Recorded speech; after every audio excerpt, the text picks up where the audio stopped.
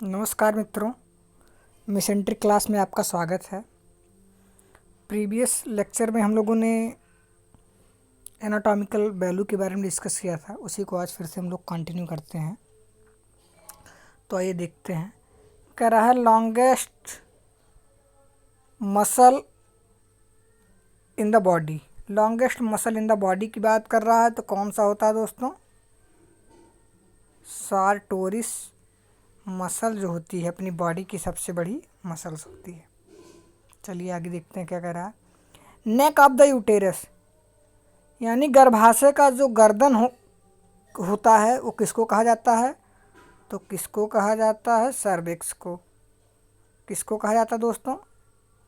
Cervix को कहा जाता है। चलिए फिर कह रहा है ड्यूरेशन ऑफ मेंस्ट्रुअल साइकिल यानी मासिक धर्म जो होता है उसका ड्यूरेशन कितना होता है, उसकी अवधि कितनी होती है? तो कितनी होती है? नॉर्मली कितनी होती है? 28 डेज। अगर ड्यूरेशन पूछेगा तो 28 डेज लिखा जाएगा। कितना होता है दोस्तों? 28 दिन होता है। चलिए आगे देखते हैं। फिर कह रहा है most complex joint in the body. शरीर की जो मोस्ट कॉम्प्लेक्स यानी जटिल जो सबसे जोड़ होता है वो कौन सा होता है? कौन सा होता है दोस्तों? तो ये होता है अपना नी जॉइंट यानी घुटने का अपना जो जोड़ है, ये जो होता है सबसे पूरे शरीर का सबसे कॉम्प्लेक्स यानी सबसे कॉम्प्लेक्स ये जॉइंट यानी जोड़ होता है। चलिए आगे देखते हैं क्या कह रहा है। Female gonads. फीमेल गोनेट्स किसको कहते हैं? ओवरी को। किसको कहते हैं? ओवरी। ओवरी को ही हम लोग फीमेल गोनेट्स कहते हैं। चलिए आगे देखते हैं। Reproductive glands of the female यानी पुरुषों में जो जनन ग्रंथि होती है वो कौन सी होती है? टेस्टिस। अपना जो वृषण होता है वो मेल रिप्रोडक्टिव ग्लैंड होती है। कौन सी? टेस्टिस।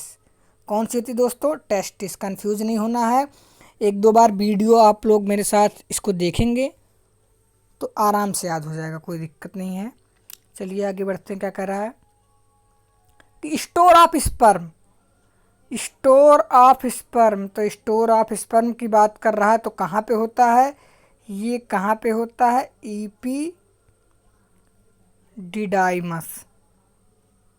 स्टोर ऑफ स्पर्म यानी स्पर्म का जो अपना संग्रहण होता है वो कहाँ पे होता है? स्टोर कहाँ पे होता है? एपिडिडाइमस में होता है। कहाँ पे होता है? एपिडिडाइमस।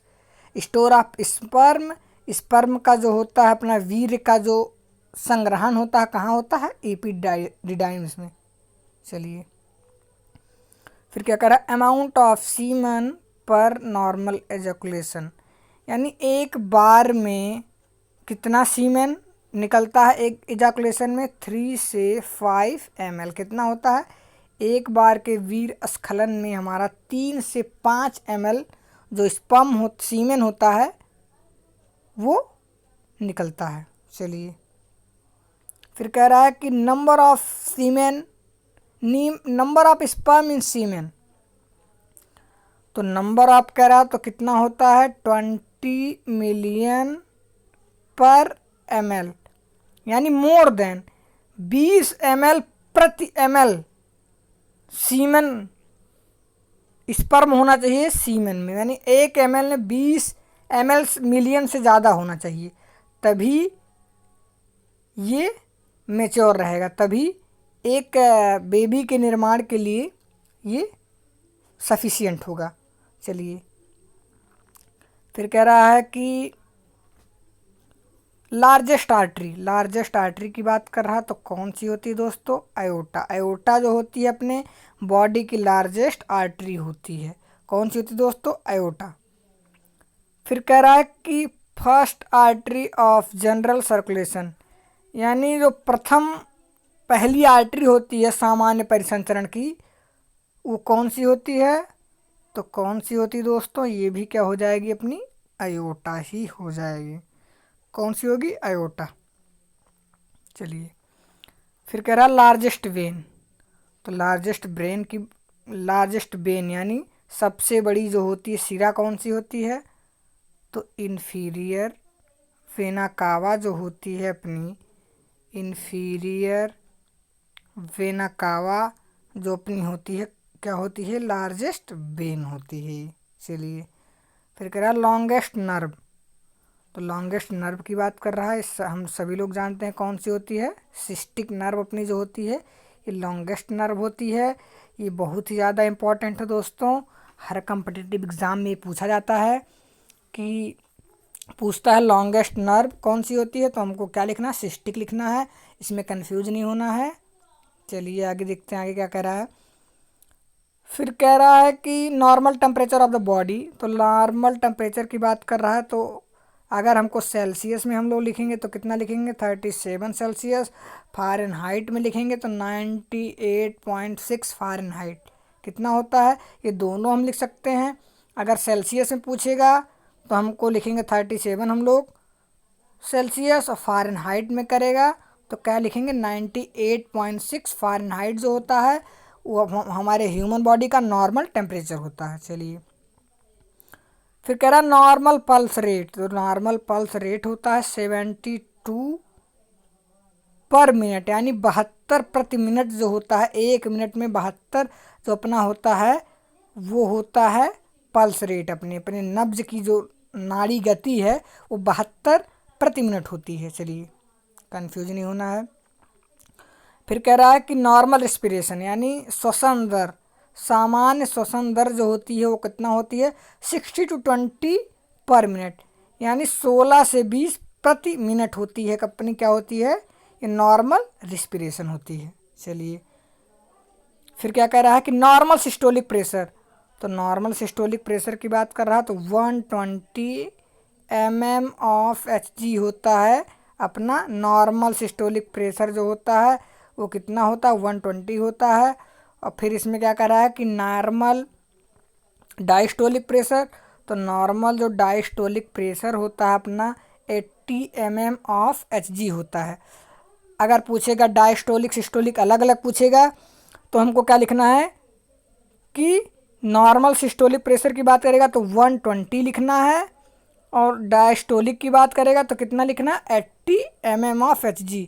अगर पूछेगा कि normal blood pressure of the human body तो क्या लिखेंगे 120/80 mm ऑफ Hg, क्या लिखेंगे 120/80 mm ऑफ Hg। चलिए दोस्तों आगे देखते हैं। फिर कह रहा है कि ब्लड वेसल्स यानी रक्त वाहिनियाँ कैरी ले जाती हैं blood away from the heart, यानी हृदय से रक्त जो लेके जाती हैं रक्त वाहिनियाँ कौन सी होती हैं, तो वो कौन सी ले जाती हैं दोस्तों, आर्टरी। आर्टरी जो है वो हृदय से ले जाते हैं। फिर क्या कह रहा है कि ब्लड वेसल्स यानी रक्त वाहिनियाँ carry blood to the heart, तो कौन लेके जाता है, वेन लेके जाता है। कौन लेके जाता है इसको, वेन। कौन लेके जाता है दोस्तों, तो फिर क्या लिखेंगे हम लोग, वेन। अगर पूछेगा blood vessels carry blood to the heart तो क्या लिखेंगे, वेन लिखेंगे। अगर पूछेगा blood vessels carry blood away from the heart तो क्या लिखेंगे, आर्टरी लिखेंगे। इन दोनों में कंफ्यूज नहीं होना दोस्तों, इसको हमको बहुत ध्यान से देखना है। और अगर पूछेगा कि blood vessels carry blood from the heart तो क्या लिख देंगे, आर्टरी लिखेंगे।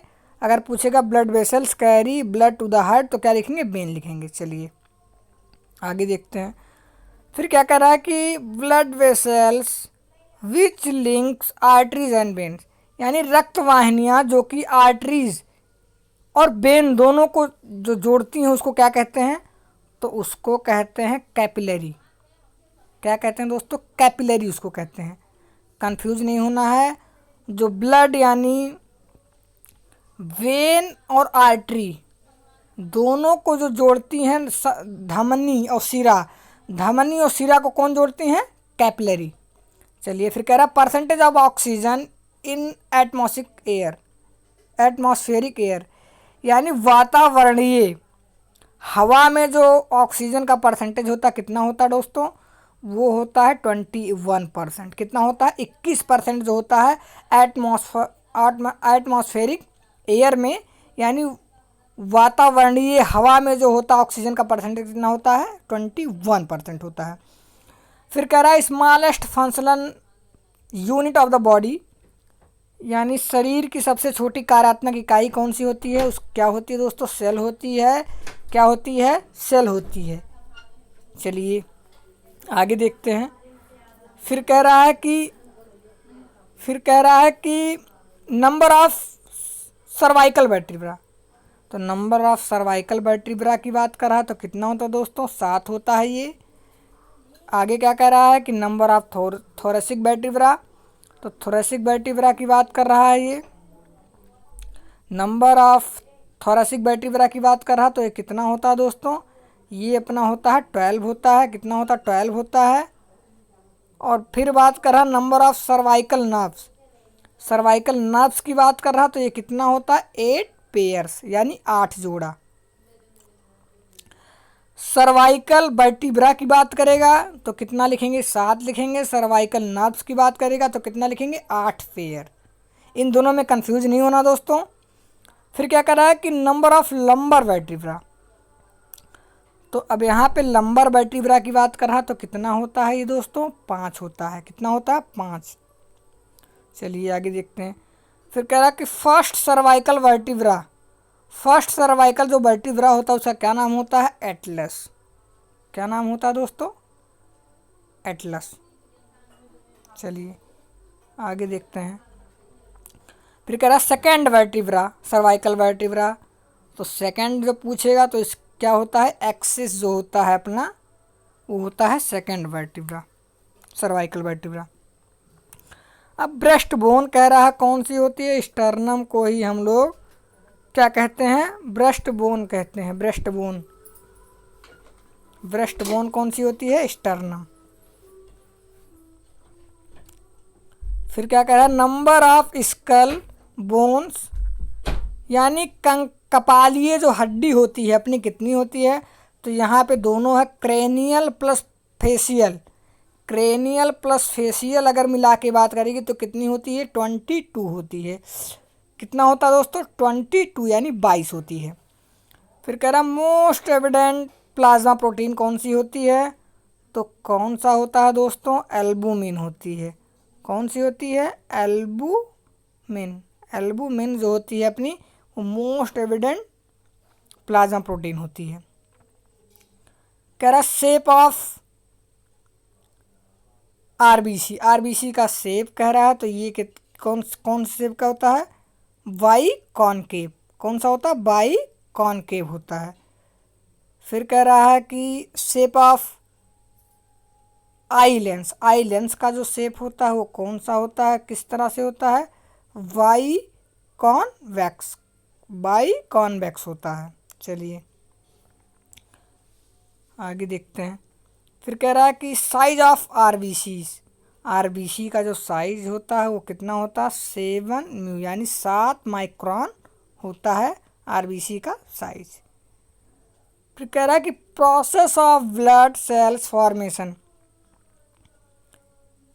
यानी रक्त की जो सेल्स होती हैं उसके फॉर्मेशन यानी बनने की जो क्रिया होती है उसको क्या कहते हैं, तो उसके फॉर्मेशन यानी बनने की जो प्रोसेस होता है उसको कहते हैं हीमोपोइसिस। क्या कहते हैं दोस्तों, हीमोपोइसिस। फिर कह रहा है कि formation, process of RBC formation, यानी आरबीसी के बनने की जो प्रोसेस होता है उसको क्या कहते हैं, एरिथ्रोपोइसिस,